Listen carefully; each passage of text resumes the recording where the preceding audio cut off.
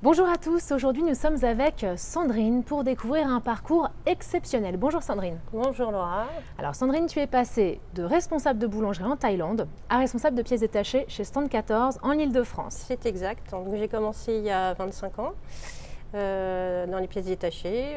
J'ai fait un petit parcours de 5 ans. Ensuite je suis partie avec mon mari en Thaïlande durant 5 ans pour des raisons personnelles.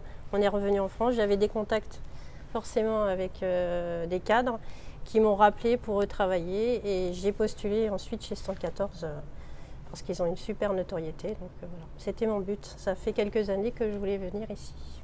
Et donc aujourd'hui tu gères combien de pièces détachées? Alors 4000 références. Donc c'est énorme, il y a combien de marques chez Stand 14? 5-6, donc il y a Fiat, Alfa, Jeep, Hyundai, Suzuki et puis toutes les marques qui sont rattachées à Jeep pour ma part. Donc le Dodge et le Chrysler et le Lancia. Voilà. Donc ça fait énorement de connaissances mécaniques. Oui. Est-ce que tu as une formation Non, j'ai appris techniquement, j'ai appris sur le tas. Il y a que j'avais une formation de vente de commerce, mais techniquement, je ne connaissais pas du tout les pièces détachées en fait. Pas une passion? Non, pas au départ. Ça en est devenu une, oui. Et donc, il est possible d'arriver dans ce milieu sans connaissance particulière et d'évoluer et de devenir complètement responsable d'une entité hyper technique. Aujourd'hui, dans mon équipe, on a recruté un préparateur de véhicules, donc qui nettoyait les véhicules pour les livraisons et qui a intégré le magasin. Et ça fait 1 an qu'il est chez moi et il a appris. Donc tout le monde peut apprendre, il n'y a pas de souci, quand on veut, on peut. Tu as dû découvrir des choses extraordinaires. En 25 ans, il y a une évolution de l'automobile qui est complètement hallucinante. Par rapport aux outils, oui, parce qu'au début, on n'avait pas d'ordinateur ou très peu, il y en avait 1 ou 2 dans la concession. Et on travaillait donc manuellement sur des cahiers, sur des microfiches. Aujourd'hui, on est tous sur ordinateur, donc c'est beaucoup plus facile pour travailler et pour retrouver les pièces. On a Internet qui nous aide beaucoup.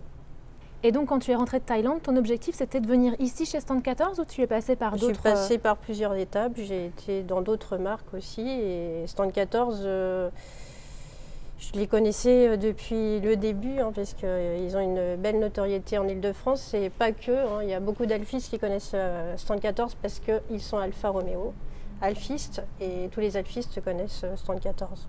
Donc voilà, c'était le but pour moi parce qu'ils avaient une très bonne réputation. C'est une affaire familiale, voilà. Et aujourd'hui, ton ambition, c'est de rester encore chez Stand 14? Ah oui, le plus longtemps possible. Si je peux évoluer, ça serait bien, mais après, je verrai ce qui peut se proposer à moi.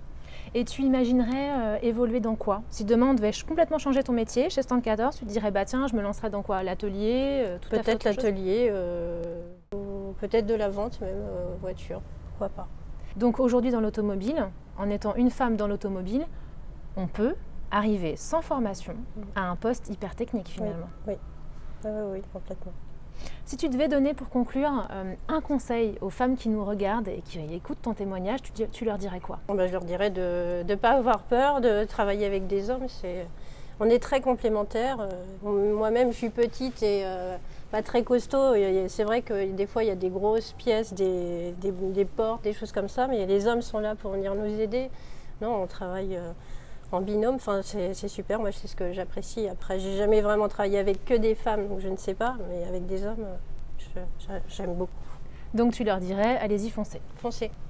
Et quel message de fin. Merci beaucoup Sandrine. Merci. Je te souhaite encore une très belle évolution de carrière. Merci pour ce témoignage. Et puis vous qui découvrez le témoignage de Sandrine, n'hésitez pas à regarder les autres vidéos, abonnez-vous à nos réseaux sociaux, regardez notre site internet et je vous dis à très vite pour de nouveaux témoignages.